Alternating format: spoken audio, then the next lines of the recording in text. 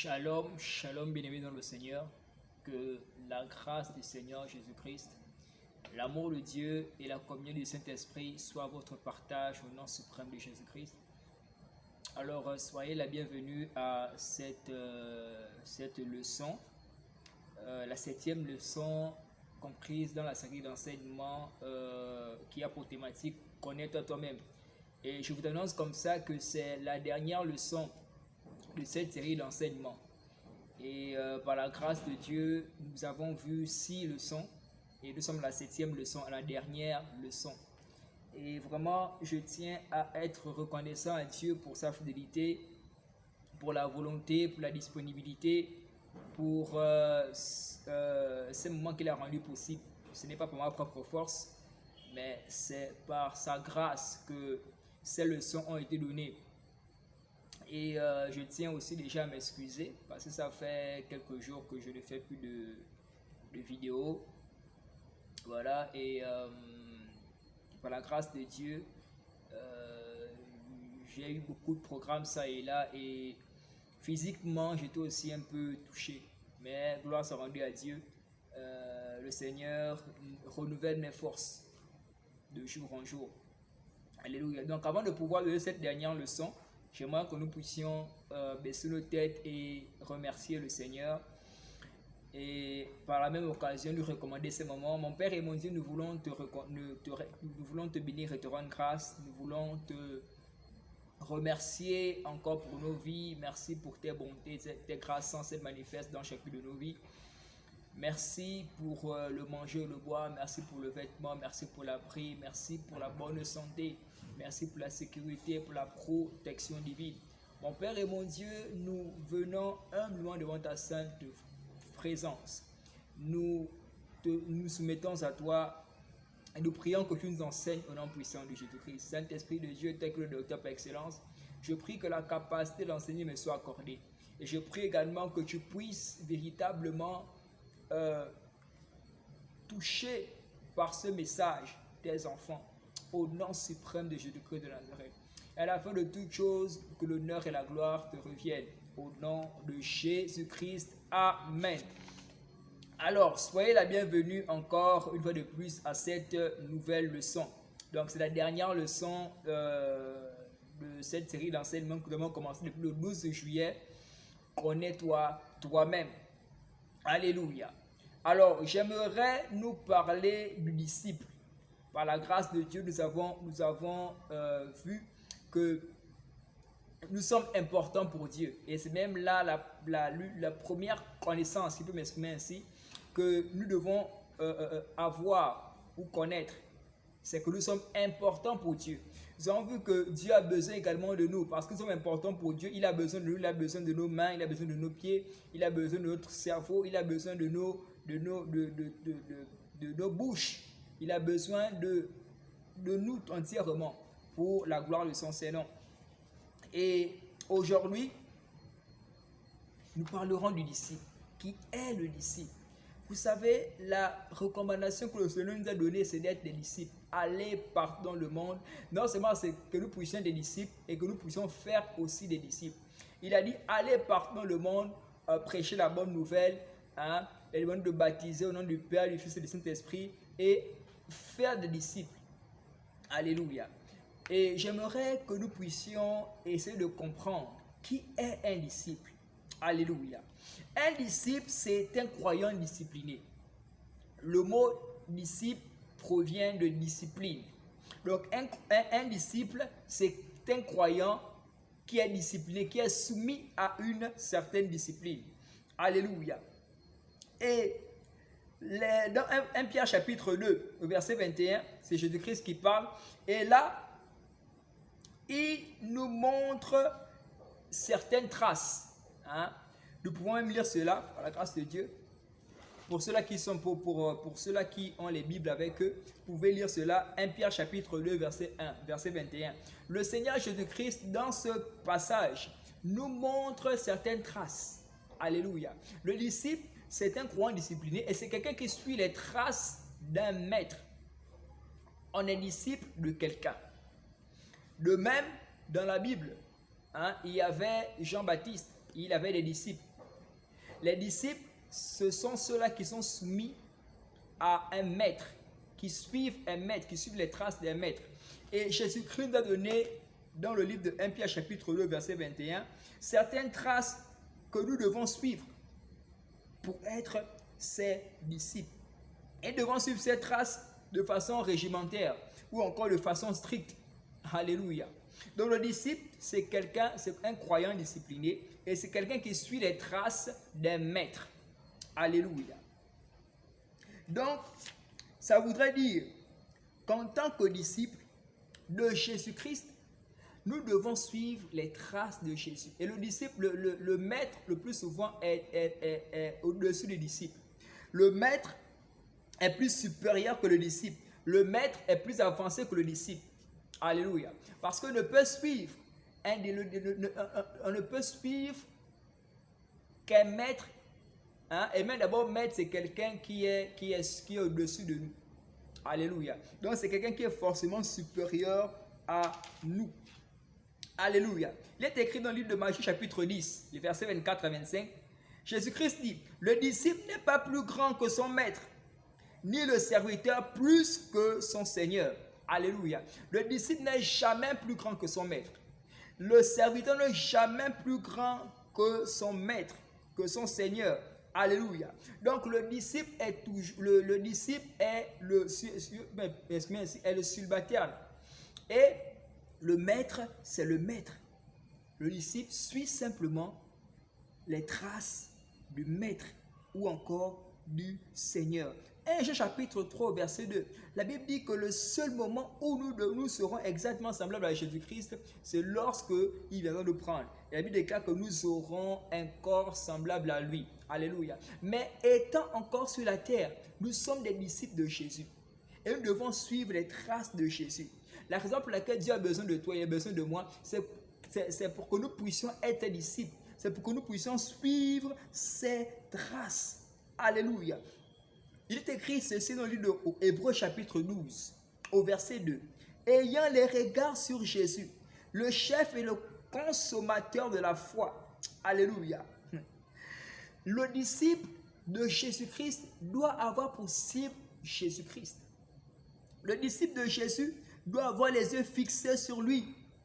Le disciple est cette personne-là qui a pour repère le maître. Il a pour cible le maître.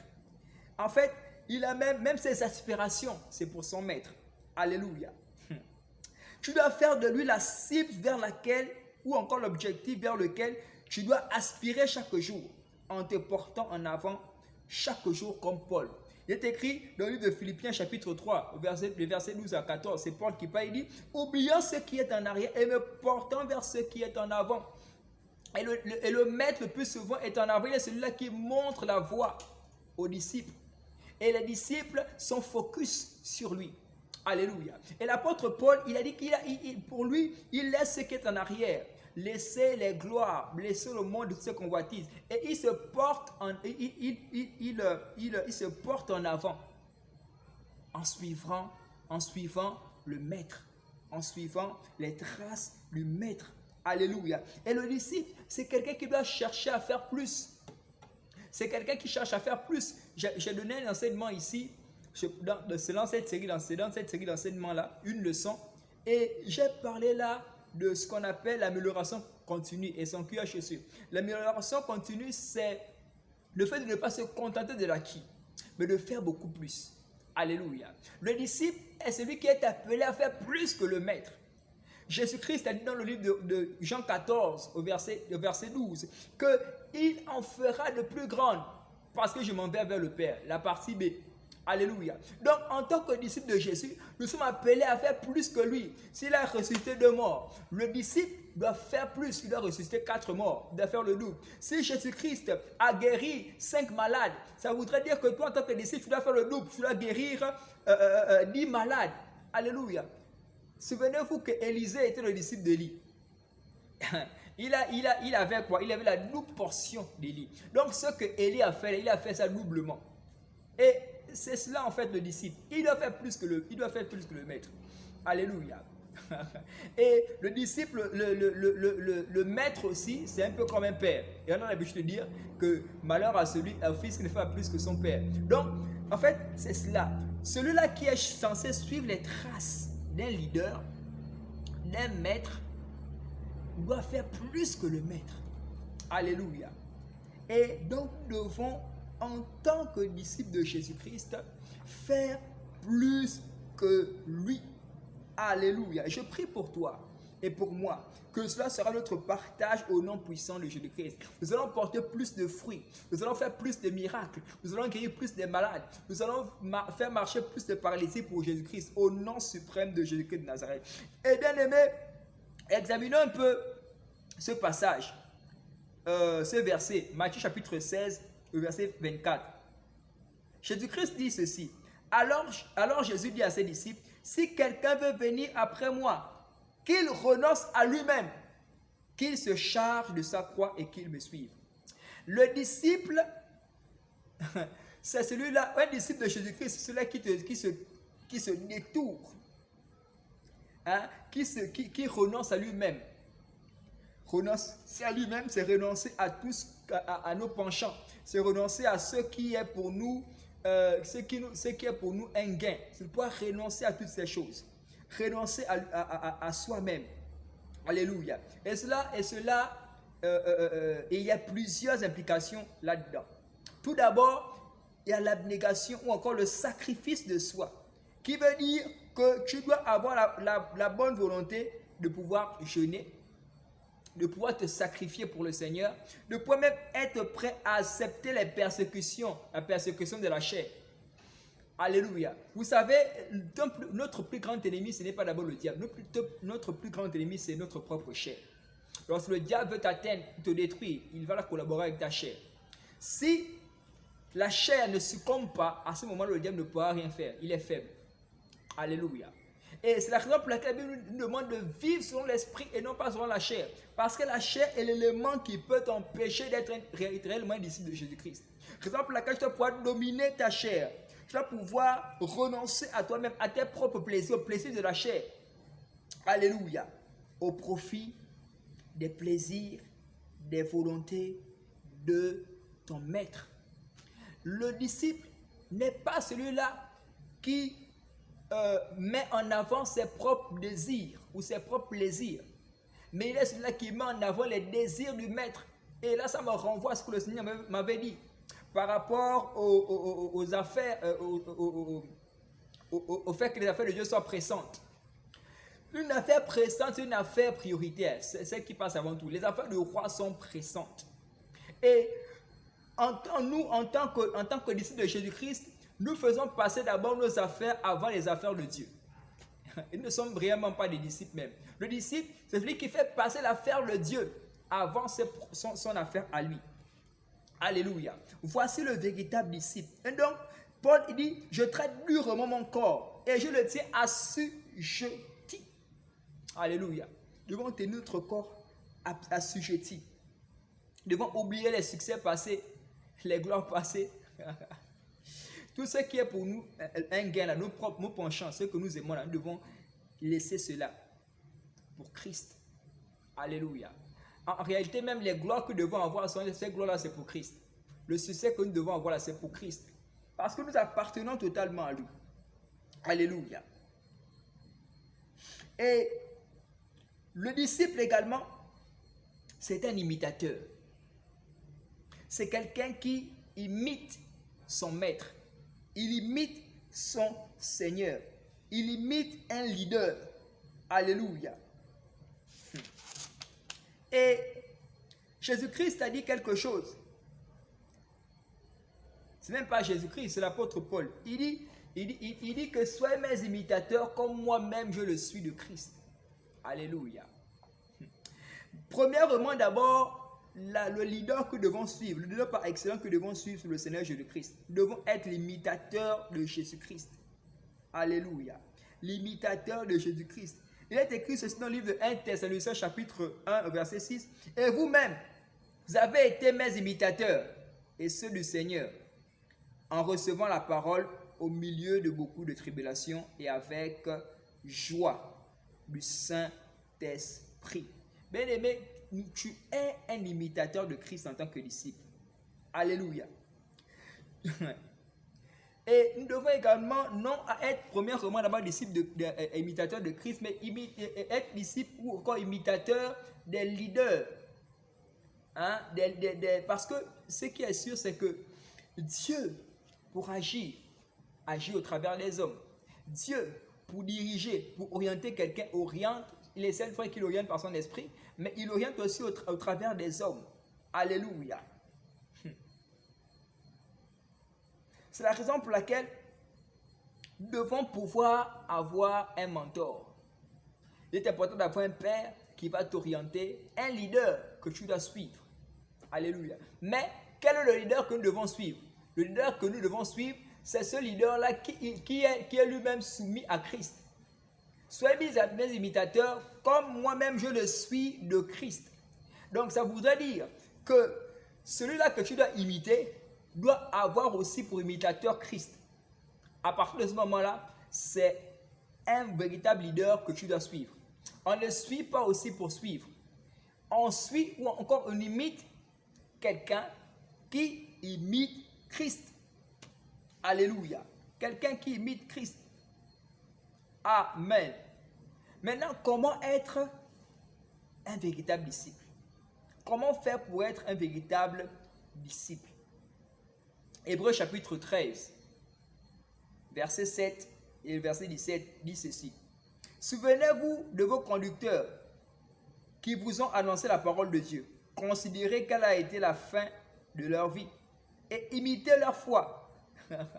Comment être un véritable imitateur, un véritable disciple? En suivant la foi de ceux. Waouh! Suis leur foi. Suis ceux qui sont les leaders dans le Seigneur. Et puis, au verset 17, il dit, obéissez à vos conducteurs et ayez pour eux de la déférence, car ils veillent sur vos âmes comme devant en rendre compte. Qu'il en soit ainsi, afin qu'ils le fassent avec joie, et non en gémissant, ce qui ne vous serait d'aucun avantage. On dit ici de pouvoir imiter la foi. Alléluia. Le disciple est celui-là qui imite la foi. Quand je parle ici, le fait de pouvoir imiter également les leaders. Imiter quoi? Pour être un véritable disciple, un véritable imitateur, on demande d'imiter la foi. La foi de ces leaders-là. Alléluia. Beaucoup d'entre nous avons des leaders au devant de nous, qui sont nos pères spirituels, qui sont nos pasteurs. Alléluia. Nous devons pouvoir imiter leur foi. Et ce que la Bible nous dit dans le livre de Hébreux chapitre 13, à partir du verset 7. Souvenez-vous de vos conducteurs qui vous ont annoncé la parole de Dieu. Considérez quelle a été la fin de leur vie et imitez leur foi. Alléluia. Donc nous devons imiter la foi de ces personnes-là. Et nous devons également être obéissants à ces personnes-là. Alléluia. Je prie le Seigneur qu'il fasse de nous des véritables imitateurs, qu'il fasse de nous des véritables disciples au nom suprême de Jésus-Christ de Nazareth. Alléluia. Je vais terminer en disant ceci. Quand le leader suit Christ, sans aucun doute, tu peux le suivre parce qu'il va finalement te conduire à Christ. Si le dirigeant s'écarte du droit chemin et il ne suit plus Christ, s'il te plaît, ne le suis plus. Continue à suivre Christ. Bien-aimé, il est certes vrai que nous devons imiter ou suivre les personnes qui sont au devant de nous, à condition que ces personnes-là suivent aussi Christ, ou encore soient des imitateurs de Christ. Mais à partir du moment où le leader, s'écarte du droit chemin, ou n'a plus pour imitateur Christ, toi continue de suivre Christ. Continue d'imiter Christ. Parce que je nous ai dit que l'imitateur par excellence que nous devons avoir, c'est le Seigneur Jésus-Christ. Et un véritable imitateur, c'est celui qui te conduira au ciel. Alléluia. Pour terminer, on va faire cette prière. Tu vas dire, Père, n'importe laquelle méthode, peu importe la méthode que tu veux utiliser, je veux simplement être ton disciple tous les jours de ma vie. Et aide-moi s'il te plaît, à endurer ou encore à l'être. Alléluia. Ceci doit être notre sujet de prière. Peu importe la méthode que le Seigneur utilisera, que nous puissions être disciples tous les jours de notre vie. Je prie au nom puissant de Jésus de Nazareth, que cela soit ton partage. Au nom de Jésus-Christ, que tu sois le disciple du Seigneur, un véritable disciple au nom de Jésus-Christ. Et que le Seigneur mette devant de toi des bons leaders que tu pourrais également imiter leur foi, être soumis à ces leaders-là, au nom puissant de Jésus-Christ. Amen. Me voici arrivé au terme de mon exposé. Et aussi, c'est la fin de cette série d'enseignements sur cette série d'enseignements ayant pour thématique connaître toi-même. Que le Seigneur vous bénisse richement et à très bientôt pour une nouvelle série d'enseignements par la grâce du Seigneur. Shalom et que Dieu vous bénisse. Amen.